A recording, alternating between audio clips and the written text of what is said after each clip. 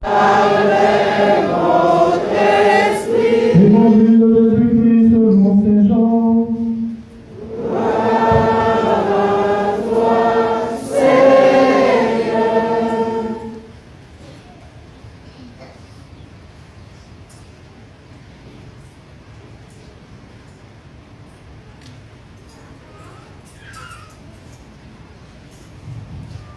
Veuillez vous asseoir.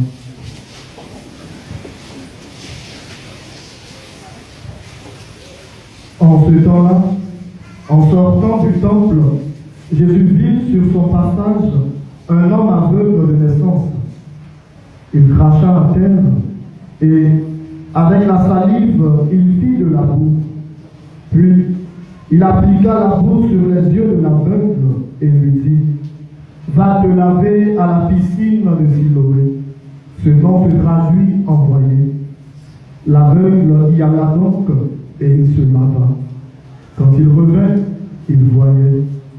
Ses voisins et ceux qui l'avaient observé auparavant, car il était mendiant, dirent alors: N'est-ce pas celui qui se tenait là pour mendier?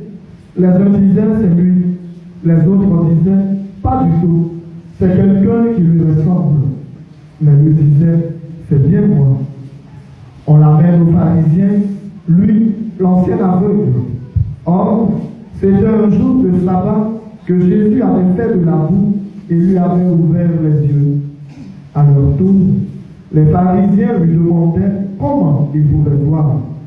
Il leur répondit: Il m'a mis de la boue sur les yeux et je me suis lavé et je vois.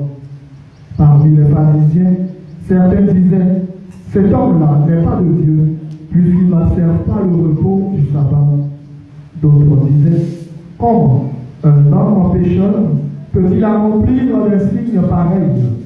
Ainsi donc, ils étaient divisés.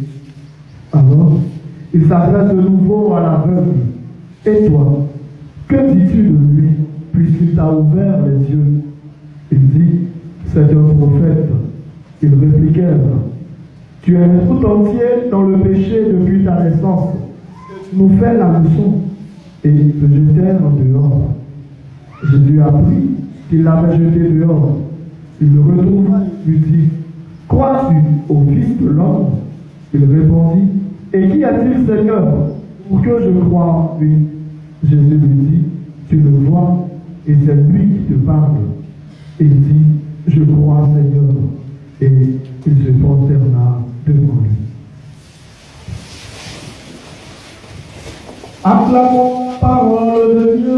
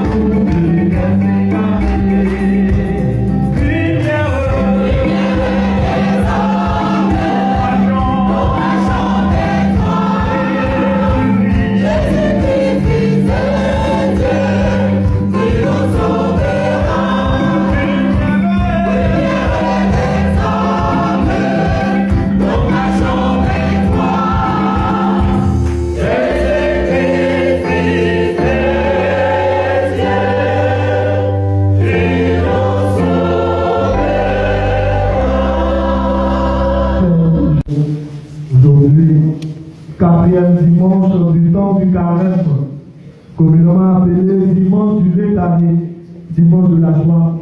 L'Église nous donne de nous réjouir en plein milieu de ce temps sobre, de ce temps particulier, de ce temps de pénitence, ce temps qui nous prépare à Pâques, qui est le temps du carême.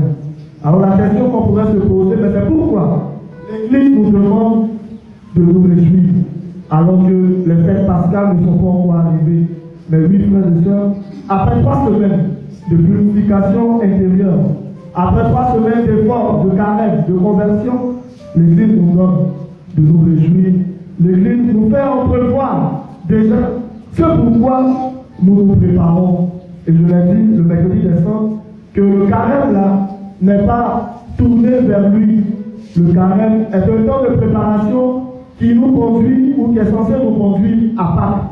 Le temps du carême, ce n'est pas un temps de jeûne, ce n'est pas un temps de prière, ce n'est pas un temps de pénitence. Ce serait réduire le carême à ça. Alors que toute la vie du chrétien est une vie de prière, de jeûne et de pénitence. Par contre, le temps de carême est un temps de préparation spirituelle à Pâques. Comment le chrétien que je suis là, je peux me préparer pour que le dimanche de Pâques, moi également, je sois ressuscité avec le Christ. Père de joie, Père de joie. C'est donc à justice que la joie de la résurrection nous envahit à travers les textes de ce jour qui nous invite à la joie. Et dans votre église, on va remarquer que la couleur liturgique d'aujourd'hui là est le rose. Voilà. On porte cela 2 fois dans l'année. Le 3e dimanche de l'Avent, qui est dimanche de la joie aussi du Gaudete, et le 4e dimanche du carême, Létanier, pour nous faire sentir cette joie. Donc ne soyez pas étonnés si vous voyez dans les réseaux sociaux, sur les réseaux sociaux, qu'aujourd'hui, les prêtres apportent la tenue liturgique rose. Mais à défaut du rose, l'Église recommande de conserver le violet. Et oui, quand on parle de joie, on parle également de lumière. Et nous invite à être la lumière du monde. Et le Christ nous le dit, moi, je suis la lumière du monde, dit le Seigneur. Celui qui me suit aura la lumière de la vie. Oui, frères et sœurs, le Seigneur nous invite aujourd'hui à ouvrir nos yeux sur les misères des autres. Et Saint Paul, dans la deuxième lecture, nous le dit, ne prenez aucune part aux activités des ténèbres parce qu'elles ne produisent rien de bon. Or, la lumière a pour fruit tout ce qui est bonté, justice et vérité. Donc, frères et sœurs, aujourd'hui où l'Église nous demande d'être dans la joie, c'est aussi l'occasion pour nous de dresser un bilan à mi-parcours de ce temps du carême, de revoir, de réajuster. Est-ce que les résolutions que nous avons prises avec conviction, avec fermeté, depuis le mercredi décembre jusqu'à aujourd'hui, en faisant ce bilan à mi-parcours là, où nous en sommes, est-ce qu'on a fait des efforts pour respecter nos résolutions? Ou du moins, plus les jours ont passé, plus nous sommes enfoncés. Si tel est le cas, cette journée ou ce temps du carême, ce bilan à mi-parcours va nous permettre de reprendre de plus belle avec le Seigneur, sans pour autant se décourager, mais avec humilité, en nous inscrivant comme des enfants de lumière. Et quand on parle de lumière, il y a quoi de mieux pour un aveugle de témoigner de la lumière du Christ? Et c'est ce dont il est question dans l'évangile que nous propose Saint Jean aujourd'hui, à travers la guérison de l'aveugle de naissance. Oui, frères et sœurs, on pourrait se poser la question de savoir, mais pourquoi Jésus a-t-il craché par terre avant de guérir cet aveugle de naissance? Il y a toute une histoire, il y a tout un contexte historique derrière ce geste étrange de Jésus. Et derrière ce geste-là se trouve, frères et sœurs, une révélation incroyable. En effet, à l'époque de Jésus, naître aveugle était synonyme de malédiction. D'ailleurs, c'est la raison pour laquelle les disciples demandent à Jésus, mais ce monsieur en question-là, est-ce lui qui a péché ou sont ses parents qui ont péché? Parce que chez les Juifs, quand tu nais avec un handicap à ta naissance, tu es considéré comme une malédiction, tu es maudit et tu peux être rejeté par tes parents, par ta famille, par ta communauté. Et la tradition demande à ce qu'on crache sur lui ou on crache à terre quand on le voit pour justement préciser que cet homme-là est maudit. Un peu comme les lépreux. Autant que Jésus, les lépreux se promenaient avec une clochette. Parce qu'ils étaient considérés comme impurs. Donc, en passant, il remue la clochette et on sait que celui qui vient à faire lépreux. Donc, on se met à nous. Et puis on nous laisse passer. Donc, tous ces autres personnes-là, ils ont vécu dans l'exclusion, dans l'humiliation. Toute sa vie, il a grandi avec le rejet, avec l'idée qu'il était indigne de Dieu. Toute sa vie, on lui a fait savoir qu'il n'était rien. On lui a craché devant pour manifester effectivement cette malédiction. Mais que va faire Jésus? Jésus également, frères et sœurs, va faire un geste qui va tout changer. Jésus également crache par terre. Mais cette fois-ci, ce n'est plus pour le maudire. C'est pour quoi? C'est pour le restaurer, c'est pour le guérir. Autrement dit, frères et sœurs, le symbole de la malédiction, Jésus l'utilise maintenant en instrument de bénédiction.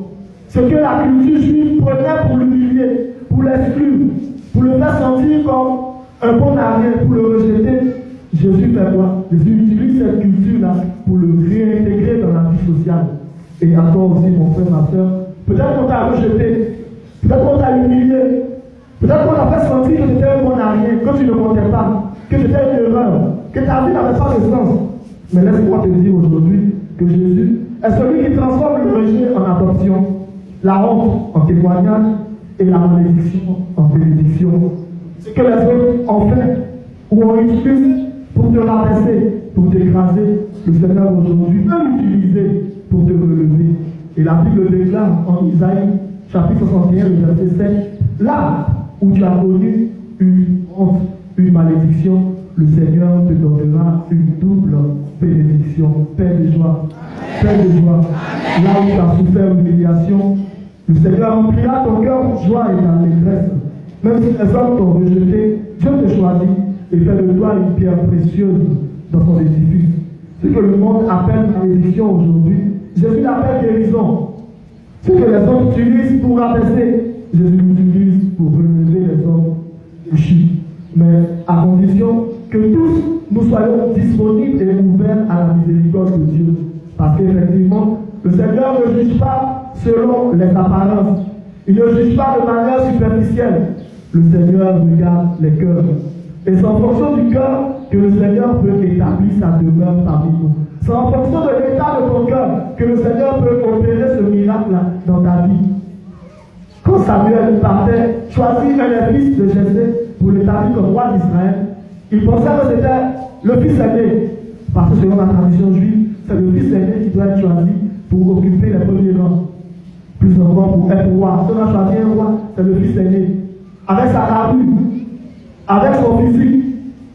Mais le Seigneur dit à Samuel, fais attention, parce que moi, je sonde les cœurs et les reins. Nous les hommes, on regarde l'apparence, mais le Seigneur connaît la vérité de nos cœurs.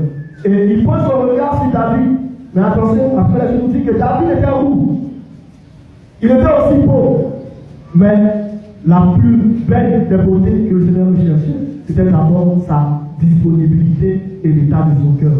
Donc demandons au Seigneur, frères et sœurs, au cours de ce carême, surtout de ce bilan mi-parcours que nous allons faire la grâce, de pouvoir davantage nous rendre disponibles pour le Seigneur, pour que lui-même, qui voit nos efforts de conversion là, puisse transformer nos nécessités, nos humiliations, nos déshonneurs en signes de bénédiction et de